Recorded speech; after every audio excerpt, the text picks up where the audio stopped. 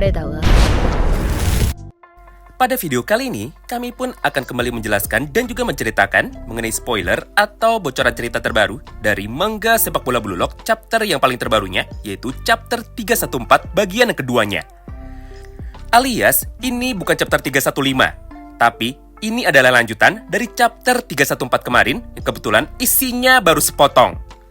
Namun seperti biasanya, karena ini adalah spoiler, sedangkan manga yang legalnya baru keluar pada hari Rabu nanti, maka jangan heran jika gambarnya semua dibikin buram supaya tidak terkena hak cipta. So, tanpa perlu berlama-lama lagi, sekarang mari kita langsung masuk aja tepat menuju ke dalam topik pembahasan utamanya. Kita mulai dari yang pertama, di mana pada halaman tersebut, adegan pun kembali berlanjut dari kejadian 2 minggu yang lalu. Yaitu, Chigiri pun langsung menendang bola yang ada di kakinya, tepat menuju ke area tengah dari kotak pertahanan pemain lawan, serta dengan penuh semangat, Chigiri pun langsung berteriak seperti ini kepada mereka. Woi, terimalah umpan ini para oktopus brengsek! Atau, catch it, you damn octopus! Nah, awalnya mereka kira bola itu ditujukan kepada Itoshi Rin. Tapi, ketika bola itu sudah mulai mendekat, Rin pun justru malah membiarkan bola itu lewat. Sebagai gantinya, arah dari bola itu kini langsung bergerak menuju kepada Isagi Oichi. Hingga pada gambar itu, Isagi yang sudah mengaktifkan kekuatan mata metavisionnya kini mulai berkata kepada kita, baiklah, ini saatnya. Bola itu akan berhenti di depanku dan juga aku akan menyelesaikannya dengan menggunakan satu tendangan.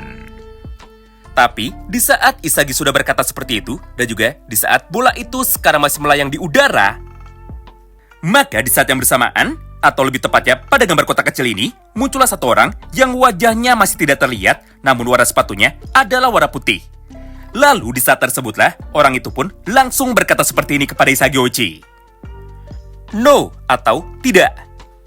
Aku tahu Isagi Oichi, bahwa tendangan direct shootmu sangatlah berbahaya sekali.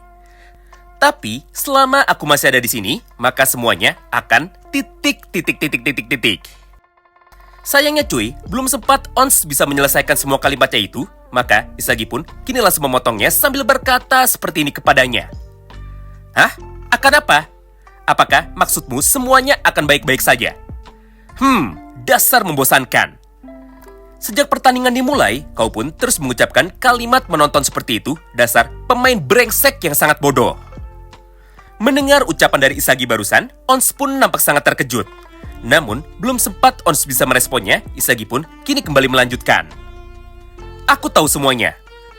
Trapping, shooting, jumping. Kau memiliki tingkat kemampuan dasar yang sangatlah luar biasa hebat dan aku harus mengakui itu. Bahkan, kau pun bisa berlari di seluruh lapangan ini sendirian, mulai dari depan hingga sampai ke belakang, lalu ke depan lagi. Atau dengan kata lain, mulai dari menyerang dan juga bertahan, kau pun mampu melakukannya sendirian tanpa sedikit pun kelelahan. Dari sana, aku pun sekarang sudah bisa menyimpulkan bahwa kekuatan terhebatmu adalah stamina yang sama sekali tidak terbatas. Kau adalah pusat dari permainan tim Nigeria, serta kau pun juga satu-satunya orang yang selalu mendapatkan pekerjaan paling berat dari timmu. Tapi sekali lagi, menurutku, itu sangat membosankan. Karena selama dirimu tidak mampu mendapatkan bola, maka artinya tim pun otomatis akan mati. Nah, menariknya, setelah Isagi Oichi sudah selesai merosting Onazi di dalam lapangan ini, maka pertandingan pun kini kembali berlanjut. Di mana pada halaman tersebut, atau tepatnya setelah bola umpan dari Chigiri sudah mendarat di kaki dari Isagi Oichi, Isagi pun kini batal melakukan tendangan direct shoot-nya. Sebagai gantinya, Isagi pun kini mulai melakukan sebuah gerakan tipuan. Dengan cara melakukan gerakan berpura-pura menendang, tapi sebenarnya Isagi malah langsung mengoper bola itu menuju ke arah belakang alias menuju ke arah Meguru Bachira. Mulai dari sanalah, Bachira pun kini segera berlari dengan kecepatan penuhnya untuk dapat bisa kembali menyerang. Menyaksikan semua kejadian itu di depan matanya, Kuso kini langsung menjelaskan hasil analisanya dengan cara berkata seperti ini kepada kita. Jadi begitu ya? Ternyata bukan tim Jepang yang mampu beradaptasi dengan kemampuan kita. Tapi orang itu, atau hanya Isagi Oichi sajalah, orang yang mampu membaca skema permainan dari kami, lalu dialah yang menjadi otak untuk dapat bisa membuat semua jebakan supaya permainan kami bisa dihentikan. Jika begini, maka apa yang selanjutnya akan mereka lakukan dan juga apa rencana dari Isagi Oichi lagi? Nah, sementara Kuso sedang berpikir, Bachira pun kini mulai berlari dari arah belakangnya dengan menggunakan kecepatan penuh. Di momen ini, Bachira melakukan solo run untuk dapat bisa kembali melewati penjagaan dari para pemain lain. Mulai dari Belo, bahkan sampai dengan para pemain tengah dari tim Nigeria itu. Lalu ketika Bachira sedang berlari, Isagi dan juga Itoshirin kini ikut berlari juga tepat di depannya dengan membentuk formasi segitiga. Tujuannya adalah untuk dapat bisa mengalihkan perhatian dari para pemain lawan sekaligus untuk bisa membantu Bachira. Tapi sayangnya cuy, otak dari para pemain Nigeria ini sama sekali tidak sampai ke sana. Karena di dalam praktiknya, Kuso yang merupakan pemain paling jenius sekaligus otak dari tim Nigeria kini malah terjebak di dalam pikirannya sendiri. Mengingat pada halaman ini, Kuso pun justru malah bertanya kepada dirinya sendiri, yaitu kemana Bachira akan mengoper. Apakah Bachira akan mengoper kepada Isagi Oichi atau menuju kepada Itoshirin? Karena pada dasarnya, dua penyerang utama dari tim Jepang kini sudah berlari lebih dulu untuk dapat bisa mencari posisi yang kosong. Tapi sepertinya, pemikiran pendek dari Kuso itu kini seketika langsung hancur. Di momen ini, Kuso lupa lawannya adalah tim Blue Lock Jepang yang memiliki prinsip bermain dengan mengandalkan ego masing-masing. Jadi, ketika para pemain bertahan dari Nigeria sudah mulai berpencar untuk dapat bisa menutup pergerakan dari Isagi Oichi dan juga Itoshirin, Bachira pun justru malah melakukan yang sebaliknya. Di mana di dalam praktiknya, Bachira pun kini seketika langsung berlari tepat pada posisi tengah. Dia menggunakan tubuh dari para penyerang tim Jepang untuk dapat dijadikan tameng atau dijadikan jebakan. Untuk lebih jelasnya, mari kita lihat sama-sama potongan gambar buram ini. Pada gambar itu, Bachira melewati dua orang pemain bertahan dari tim Nigeria sambil terus mengejar Isagi Oichi yang kebetulan sedang membuka jalan bagi dia.